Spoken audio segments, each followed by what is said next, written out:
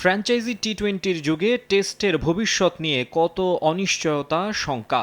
একঘেয়ে তকমা দিয়ে ৫ দিনের ফরম্যাট বাতিলের পায়তারাও হয়েছে বিভিন্ন সময়। অধিকাংশ ক্রিকেটারের কাছে এখন প্রাধান্য পায় রঙিন পোশাকের ক্রিকেট।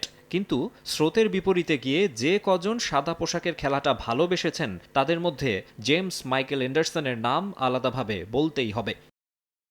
রেড বল, কখনো কখনো পিঙ্ক বল হাতে জাদু দেখিয়েছেন। প্রতিপক্ষের ব্যাটসম্যানদের ইনসুইং আউটসুইং এর অদ্ভুত মায়াজালে আটকে ফেলেছেন। ব্যাটসম্যানদের একচ্ছত্র আধিপত্যের যুগে পেস বিপ্লবের গল্প লিখে গেছেন প্রতিনিয়ত। টেস্ট খেলাটাকে রোমাঞ্চকর করে তুলতে ইংলিশ পেসারের জুড়ি মেলা ভার।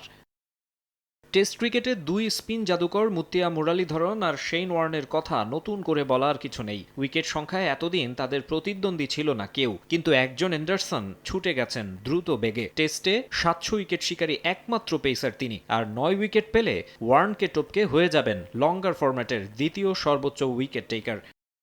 তবে ফ্যানদের জন্য মন খারাপের খবর, আর মাত্র একটা টেস্টই খেলবেন জিমি। ওয়েস্ট ইন্ডিজের বিপক্ষে ৩ ম্যাচের হোম সিরিজের প্রথমটাই হতে যাচ্ছে তার ক্যারিয়ারের শেষ টেস্ট। তবে ১৮৮ টেস্ট খেলার পরও উইকেটের নেশা কমেনি এতটুকু।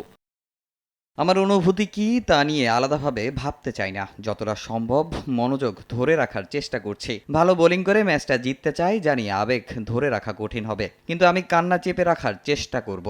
ইনজুরি ম্যানেজমেন্টে যেখানে হিমশিম খান অন্য পেসাররা, সেখানে প্রায় ৪২ বছর বয়স পর্যন্ত দারুণভাবে ফিটনেস ধরে রেখেছেন থ্রি লায়ন্স ফাস্ট বোলার। পারফরমেন্সে এখনও দুর্দান্ত এন্ডারসন। সম্প্রতি ইংলিশ কাউন্টিতে নটিংহ্যামশায়ারের বিপক্ষে ল্যাঙ্কাশায়ারের হয়ে ৩৫ রানে নিয়েছেন ৭ উইকেট। ২২ বছরের আন্তর্জাতিক ক্যারিয়ারের ইতি টানার সময় এই বয়সেও তাই প্রশ্ন উঠছে, কেন এত তাড়াতাড়ি? মাকসুম আলম খান, সময় সংবাদ।